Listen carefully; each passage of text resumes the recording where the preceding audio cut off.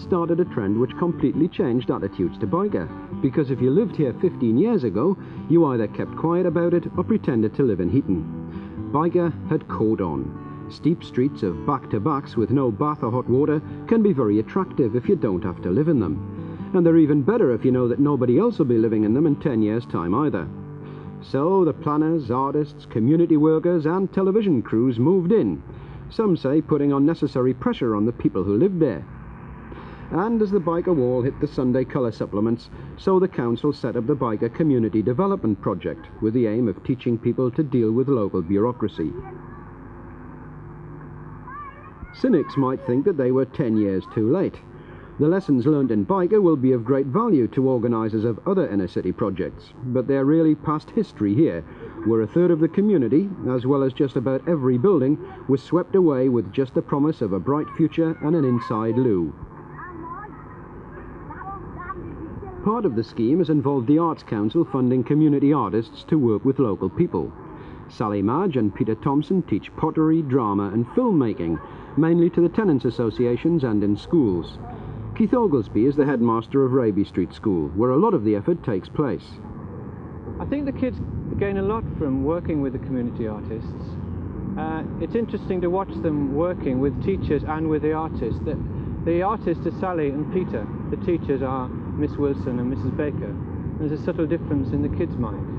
What community art really is about bringing artists into working class communities and asking them to look again at the sort of forms of art which they themselves produce, and asking them how it relates to people in those kind of communities. Sure, a lot of working class people actually go to the Lang Art Gallery and places like that, but a lot of them don't. A lot of them don't know it's there, and when they do get there, a lot of them feel it's not really very relevant to them. So many people have no access and no knowledge of the techniques whereby, say, you produce a good photograph, you produce a good poster, you produce pottery.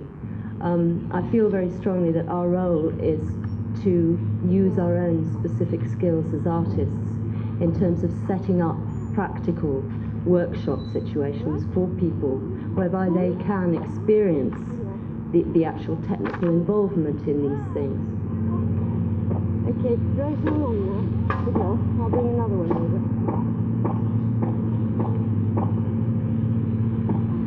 Throw some more on. There's a lot of traditions in Byker. There's a great tradition of pottery. Now Sally is very experienced working with clay and has got a lot of different techniques that she can bring to people who probably have forgotten to a large extent what Byker used to be in terms of clay. The Maley pottery was one of the most famous in the country. Well done.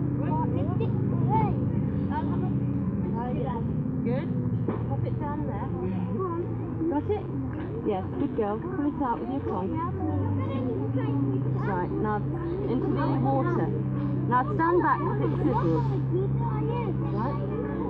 You shake it around a bit and bring it out. We can see if it's on full. It's not simply a question of trying to encourage people to take part in forms of art that have been established, because often that doesn't relate directly to them. It's a question of taking the techniques and developing new forms of art, because I believe that new forms are slowly evolving out of the sort of work that people like community artists in the northeast and all over the country are doing.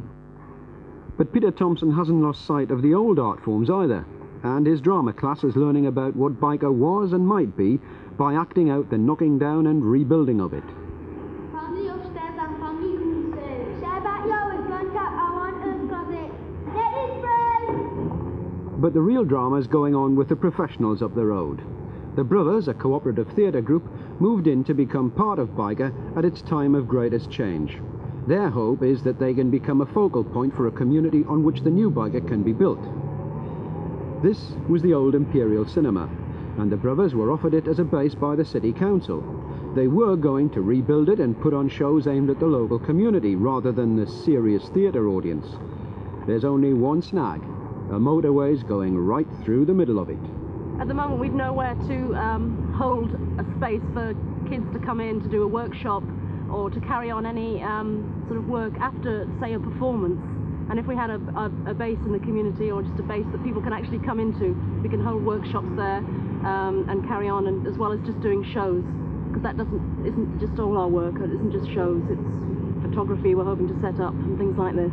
Well, we're not interested in just putting on plays for people. It's got to be like a fun palace, you know. They've got to enjoy it as much as we have. In a way, the powers that be are trying to make out of Byker an ideal community. That's why they're pouring a lot of money into it, making it have a lot of facilities. And that should be happening in every community. I mean, it should not be happening in Byker. It should be in Walker and Heaton and in Wallsend and Willington Quay. It's just that we're in Byker because that's where it's happening. And we love the place. I mean, we've chosen to be here.